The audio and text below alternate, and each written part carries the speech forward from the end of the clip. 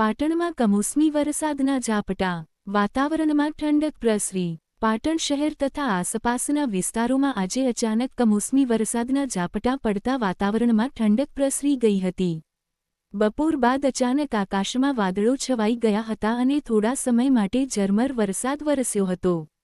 આ અચાનક પડેલા વરસાદના ઝાપટાના કારણે ગરમીમાંથી લોકોને રાહત મળી હતી, પરંતુ કેટલાક વિસ્તારોમાં ધૂળિયા પવન સાથે વરસાદ આવતા ખેડૂતો માટે આ કમોસમી વરસાદ ચિંતાજનક માનવામાં આવી રહ્યો છે, કારણ કે ઊભા પાકને નુકસાન થવાની શક્યતા છે। ખાસ કરીને જીરું, ઘઉં અને અન્ય પાકોને અસર થવાની ભીતિ વ્યક્ત કરવામાં આવી રહી છે।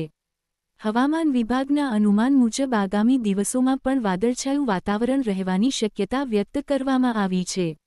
આમ, પાટણમાં પડેલા આ કમોસમી વરસાદે એક બાજુ ગરમીથી રાહત આપી છે તો બીજી તરફ ખેડૂતો માટે ચિંતાનું કારણ બન્યો છે।